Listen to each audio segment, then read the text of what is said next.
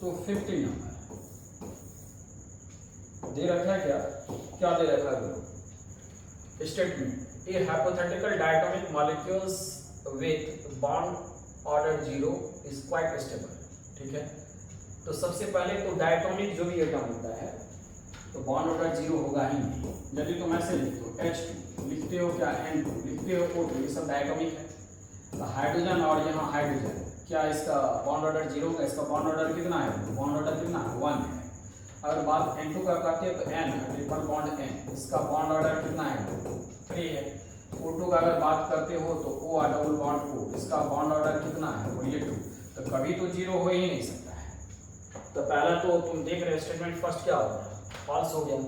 2 क्या लिखा है? As bond order increases the bond length increases. तो बॉन्ड ऑर्डर यदि हम इसमें 3 देखते हैं तो बॉन्ड लेंथ कम हो जाता है। यदि बॉन्ड ऑर्डर ज्यादा होगा तो नंबर ऑफ बॉन्ड ज्यादा हो गया तो बॉन्ड लेंथ कम हो जाएगा, इंक्रीज नहीं करेगा, डिक्रीज करेगा। जैसे आप देखेंगे यहाँ पे N है और ट्रिपल बॉन्ड N है, तो बॉन्ड ऑर्डर बढ़ रहा है।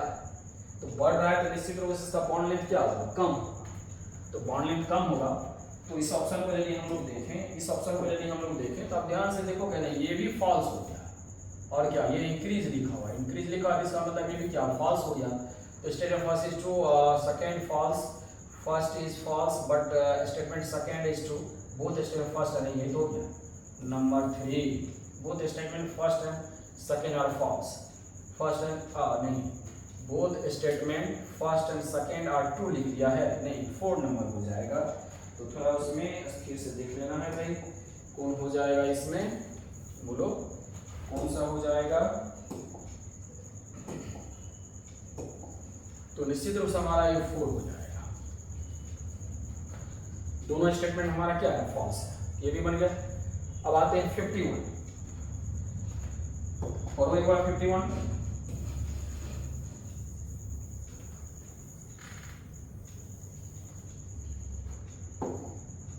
का डिजाइन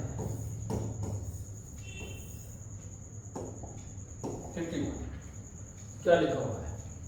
करा out of the following complex compounds which of the following will be having the minimum conductance in solution. Conductance के लिए क्या चाहिए? आयन चाहिए। ये भी बहुत आसान है, कितना इसको पढ़ाए थे। फर्स्ट नंबर में देखिए, फर्स्ट नंबर इसका दिया हुआ ऑप्शन क्या लिखा हुआ है? इसमें लिखा हुआ क्या? CONH3 का होल 6, तो कोबाल्ट है। अब NH3 का क्या है? होल 6 है। और फिर क्लोरीन कितना बाहर है? देखिए 3 है, Cl3 है। तो निश्चित रूप से आयन बन जाएगा इसका। तो कोबाल्ट और क्या? NH3 का क्या हो गया? होल 6। ये टूट करके हम लोग वाटर में टूटेगा और क्या 3 प्लस और प्लस क्या 3Cl माइनस देगा। तो देखिए ना कितना आयन हो जाएगा। इसका कंडक्टिविटी तो ज़्यादा होगा ही, इसमें तो कोई शक ही नहीं है। तो ये कंडक्टेंस देगा, फर्स्ट नंबर कंडक्टेंस देगा। सेकेंड नंबर में क्या है? इसमें भी Cl बाहर है, ये भी टूट करके कोबाल्ट है। कोबाल्ट है इसका सेकेंड नंबर जो है, कोबाल्ट है। और क्या है भाई? NH3 कितना देखो 5 और क्या Cl। तुम आयनाइजेशन ये जो स्फीयर है इससे बाहर देखो कितना है? तो Cl है, एक Cl बाहर है। तो ये टूट करके क्या दे देगा हमारा? ये पॉजिटिव दे देगा, ये पॉजिटिव दे देगा और दूसरा क्या दे देगा बोलो? ये क्या दे देगा? नेगेटिव दे देगा। ये पॉजिटिव और नेगेटिव दे देगा। तो ये भी तुम्हारा आयन से दे रहा। कहने का मतलब इसमें भी कंडक्टेंस होगा। यदि हम बात करते हैं 3 का और 4 का, तो 3 में देख रहे हैं क्या? NH3 या Cl3 है और इसमें क्या? Cl2। अब दोनों के बाहर नहीं है, प्रॉब्लम यहाँ है। और इस प्रॉब्लम को कैसे डील करेंगे? तो पहले इसमें जो ध्यान हम लोग को रखना पड़ेगा, जो कोबाल्ट के साथ नंबर 3 वाला जो प्रॉब्लम है, तो 3 नंबर को थोड़ा सा देखो। 3 नंबर हमारा क्या कर रहा है? जो कोबाल्ट है, तो कोबाल्ट किसके साथ है? ये तो समझना ही गया है।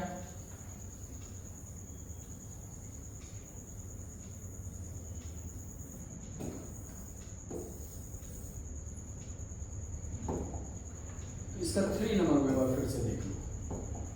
तो दिया हुआ है क्या? जो कोबाल्ट है, देखिए ये कोबाल्ट है और कोबाल्ट के साथ अमोनिया कितना है? इसमें अमोनिया आपको 3 है, तो आपको लिखना होगा NH3 का होल 3। और क्लोरीन कितना है? क्लोरीन देखो, तो क्लोरीन Cl3 और ये आयनाइजेशन स्फीयर के अंदर है। तो पहले इसका हम लोग क्या करेंगे, एक्स निकालेंगे, एक्स प्लस क्या, इसमें 4 जीरो होता है, अब प्लस क्या -3 इक्वल टू क्या 0, एक्स का वैल्यू कितना हो गया 3, ऑक्सीडेशन नंबर इसका 3 हो गया। तो कोबाल्ट 3 प्लस का यदि हम लोग बात करें तो इसका इसी का बात करें, इलेक्ट्रॉनिक कन्फिग्रेशन का बात करें, समझ पा रहे हो? इलेक्ट्रॉनिक कन्फिग्रेशन कैसे लिखेंगे, आर्गन याद आया 4s2 और 3d कितना 7, ठीक है, और करके यहाँ 3 है तो 2 क्या लिखेंगे 4s0 और क्या 3d 7 है, तो 2 इसमें से गया, 1 इसमें से गया, तो क्या आ गया 6, ठीक है। तो ये डी पे कितना है 6 इलेक्ट्रॉन है, और 6 इलेक्ट्रॉन है तो हम लोग यहाँ पे कोबाल्ट के साथ यदि अमोनिया का बात करें तो ये स्ट्रॉन्ग लिगेंड्स की तरफ बिहेव करता है, इसका फिजिकल मेजरमेंट देखा गया ना, तो स्ट्रॉन्ग लिगेंड्स की तरफ बिहेव करता है। तो स्ट्रॉन्ग लिगेंड्स फील्ड जो होता है, याद होगा स्ट्रॉन्ग लिगेंड्स फील्ड सब ज्यादा किसका होता है, कार्बन, इसका मैं स्पेक्ट्रोकेमिकल सीरीज लिख देता हूँ, तो कार्बन मोनोऑक्साइड का सबसे ज्यादा होता है, उसके बाद किसका होता है CN का होता है, याद आया होगा, उसके बाद किसका होता है EN का होता है, उसके बाद किसका होता है अमोनिया का होता है, अमोनिया देखो बाउंड्री लाइन पे है, उसके बाद किसका होता है, याद आया कुछ बोलो, ADT, तो ADTA का होता है, और उसके बाद किसका होता है तो NCS का होता है, इसके बाद किसका होता है वाटर का होता है, उसके बाद किसका होता है तो बोलो, इस तरह से ढेर सारा हम लोग लिख सकते हैं, ऑक्सीडेट आयन का होता है तो C2O4 माइनस का होता है, इस तरह से। तो अमोनिया कहाँ है बाउंड्री लाइन पे है, ठीक है। तो अमोनिया एक स्ट्रॉन्ग की तरह हम लोग कह सकते हैं बिहेव करता है, किसके साथ कोबाल्ट के साथ, ठीक है। तो कोबाल्ट के साथ जैसे अमोनिया स्ट्रॉन्ग लिगेंड्स की तरह बिहेव करता है, तो निश्चित रूप से क्या करेगा, इसे पेयर करेगा। तो डी ऑर्बिटल को तुम देखोगे तो 1 2 3 ये 4 और 5 कितना है 1 2 2 4 2 6, अब यहाँ कितना बच गया, ये 3d है, 3d का बात कर रहा हूँ मैं, ठीक है। 3d के बाद क्या आता है 4s, ये 4s है, और ये क्या है 1 2 3 ये क्या है 4p है, ठीक है। अब तुम्हारे पास इधर देखो अमोनिया कितना है 3 है, क्लोरीन कितना है 3 है, तो निश्चित रूप से हमारा अमोनिया यहाँ आ जाएगा, यहाँ भी अमोनिया इसके हाइब्रिडाइज ऑर्बिटल में आएगा, यहाँ भी अमोनिया हाइब्रिडाइज ऑर्बिटल में यहाँ भी आएगा, तो 2 2 कितना हो गया 3 हो गया, यहाँ क्या आएगा क्लोरीन आएगा, यहाँ क्लोरीन आएगा, इसमें तो अनपेयर्ड इलेक्ट्रॉन है ही नहीं। अगर मैं बात करूँ तो इसमें कोई भी अनपेयर्ड इलेक्ट्रॉन है ही नहीं, तो निश्चित रूप से इसका दोनों अमोनिया 3 अमोनिया यहाँ एडजस्ट किया, हाइब्रिडाइज ऑर्बिटल बोलना हूँ मैं, यहाँ एडजस्ट किया, यहाँ एडजस्ट किया, यहाँ एडजस्ट किया, तो कोई भी इसमें अनपेयर्ड इलेक्ट्रॉन नहीं है, तो निश्चित रूप से क्या होगा इसका कंडक्टिविटी आपको सबसे कम होगा। ऐसे इसका भी चेक करना है, अगर इसका बात करें तो देखो ना इसमें कितना है कोबाल्ट, यहाँ 4 और -2, यानी कोबाल्ट इसका अगर 4 नंबर का चेक करें, ध्यान देना इतना तो आ गया, जिसमें एक्चुअली जो 3 नंबर है इसमें अनपेयर्ड इलेक्ट्रॉन नहीं है, इसमें तो किसी कोई दिक्कत नहीं है, अनपेयर्ड इलेक्ट्रॉन इसमें नहीं है, समझ में आ गया। तो 4th जो इसका ऑप्शन है इसको भी चेक करना पड़ेगा, तो चेक करके देख लेता हूँ एक्चुअली किस तरह का है। तो जब इसे चेक करेंगे तो थोड़ा ध्यान से देखना, नंबर 4 इसका जो ऑप्शन है उसमें मैं लिखता हूँ, तो 4 नंबर ऑप्शन में इसका जो 4 नंबर ऑप्शन है, अगर मैं बात करूँ तो कोबाल्ट के साथ क्या है अमोनिया है, और अमोनिया कितना है, अमोनिया देख लो अमोनिया 4 है, और Cl2 भी आपको क्या है 2 है, यानी क्लोरीन 2 है। अगर इसका X का मैं बात करूँ, ऑक्सीडेशन नंबर यहाँ फाइंड करोगे तो x प्लस का 0 माइनस का 2 इक्वल टू क्या 0, तो x इक्वल टू कितना हो गया +2, यानी कोबाल्ट पे चार्ज कितना हो गया 2 प्लस, अगर आप इसी इसका लिखते हो तो क्या हो गया आर्गन के साथ क्या हो गया 4s2 और 3d, तो 3d कितना 27 हाई कितना ऑक्सीडेशन नंबर, और करके क्या लिखेंगे हम लोग 4s0 और क्या 3d 7। अब जो ये जो पेयर होगा, जैसे इसमें देखें ना 2 2 4 2 6 पेयर हुआ था, एक अनपेयर्ड इलेक्ट्रॉन बच जाएगा। तो जब डी का बात करूं तो 1 2 और क्या 3 और क्या 4 और ये 5, और ये हमारा s है 1 2 3, ये p है, तो अनपेयर्ड इलेक्ट्रॉन बच जाएगा, इसमें 2 इलेक्ट्रॉन है, इसमें भी 2 इलेक्ट्रॉन 2 2 4 2 6, लेकिन इसमें एक अनपेयर्ड इलेक्ट्रॉन बच जाएगा, इसके बाद हमारा अमोनिया है कितना, अमोनिया 4 है, क्लोरीन कितना है तो 2 है। तो अमोनिया 4 है तो ये जो हाइब्रिडाइज्ड ऑर्बिटल होगा ये आपका D2sp3 होगा, ठीक है। तो D2sp3 ये वाला D का यूज नहीं करेगा, ये जो 3D है ये 4D का यूज करेगा। तो हम लोग इसे ऐसे करके लिख सकते हैं sp3d2 और ये अनपेयर्ड इलेक्ट्रॉन बच जाएगा। कहने का मतलब ये हुआ इसमें भी क्या हो जाएगा, कहीं कहीं कंडक्टिविटी शो करेगा। आया समझ में? जबकि इससे पहले वाला जो हम लोग थर्ड ऑप्शन में लिखे थे, ये थर्ड जो हम लोग का ऑप्शन था, इसमें आपको पेयर्ड इलेक्ट्रॉन आ रहा था। देखो यहाँ लिखा हुआ है, हाइब्रिडाइजेशन हम नहीं कर रहे, उतना लेंदी नहीं जा रहे, लेकिन कम से कम इतना तो समझ में आ रहा है ना। इसको तो समझाए थे ना कि कैसे होता है। तो जितना भी तुम यहाँ NH3 देख रहे हो, Cl देख रहे हो, सारा एडजस्ट भी हो रहा है। हमारा इसका भी हाइब्रिडाइजेशन वही आ रहा है। इसका हाइब्रिडाइजेशन क्या है, आउटर नहीं होगा, इसका हाइब्रिडाइजेशन हो जाएगा आपको D2sp3 पहले वाला का। लेकिन यदि इसका बात करें तो इसका होगा sp3d2। तो निश्चित रूप से एक अनपेयर्ड इलेक्ट्रॉन बच रहा है। देखिए यहाँ पे अनपेयर्ड इलेक्ट्रॉन बच रहा है, कहाँ, यहाँ देखिए एक अनपेयर्ड इलेक्ट्रॉन बच रहा है। जो अनपेयर्ड इलेक्ट्रॉन हम लोग का बच रहा है, ये वाला अनपेयर्ड है, ये जो अनपेयर्ड इलेक्ट्रॉन बच रहा है, तो कहीं कहीं कंडक्टिविटी शो करेगा। दैट मीन्स इसका मीनिंग ये हो गया कि निश्चित रूप से इसमें हमारा ऑप्शन क्या होगा, ये 3 नंबर होगा। क्लियर? तो 3 नंबर हमारा ये ऑप्शन होगा, ये 3 नंबर इसका ऑप्शन होगा, ठीक है। अब देखते हैं 51। आ गया समझ में बढ़िया से? यानी 51 तो हो ही गया। अब हमारा क्या देखेंगे, 52, ठीक है।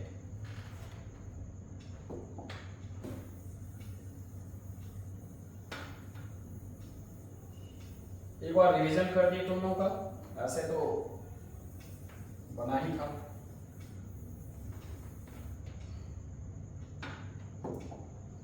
ये हमारा 52 है। क्या कह रहा है, देखो कह रहा है क्या, which of the following aqueous solution will exhibit highest boiling point, boiling point निकालना है। सॉल्यूशन क्या है याद करो, कोलिगेटिव प्रॉपर्टीज का ये शानदार प्रॉब्लम है। तो कोलिगेटिव प्रॉपर्टीज में फर्स्ट कोलिगेटिव प्रॉपर्टीज हम लोगों का क्या था, relative lowering of vapour pressure. दूसरा क्या था, एलिवेशन इन बॉइलिंग पॉइंट। वही बॉइलिंग पॉइंट के बारे में पूछा जा रहा है। तो फार्मूला क्या था, फार्मूला याद करो।